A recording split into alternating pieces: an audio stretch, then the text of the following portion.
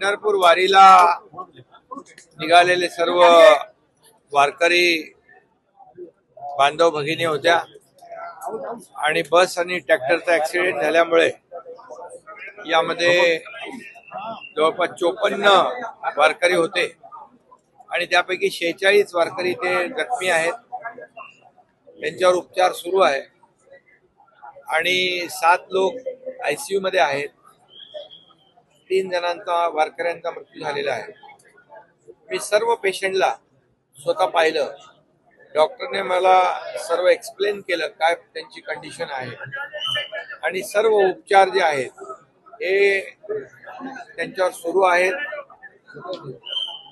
जे गंभीर रुग्ण आहेत त्यांना सर्व प्रकारचे उपचार देण्याच्या सूचना मी दिलेल्या आहेत.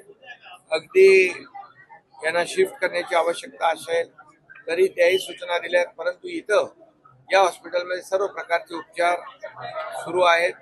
सर्व प्रकारचे उपचार इथे मिळत आहेत.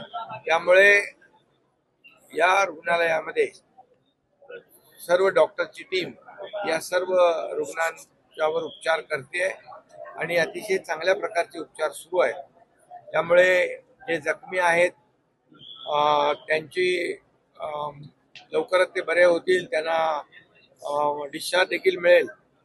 त्यांचा संपूर्ण खर्च जो आहे राज्य सरकार करेल आणि जे मृत आहेत, दुर्दैवाने ही घटना झाली, अतिशय दुःखद घटना आहे, अतिशय दुर्दैवी घटना आहे. पंढरपूरला अनेक लोक 10-10, 15-15, 20-20 वेळा हे वारी एकत्र करणारे लोक आहेत वारकरी, आणि असा वारकऱ्यांचा झालेला अपघात दुर्दैवी दुःखद आहे. आणि ज्यांचा मृत्यू झालेला आहे दुर्दैवाने त्यांच्या कुटुंबियांना देखील सरकारच्या वतीने 5 लाख रुपयाची मदत आपण करू आणि जे जखमी आहेत त्यांचा संपूर्ण खर्च पूर्ण सरकारच्या वतीने.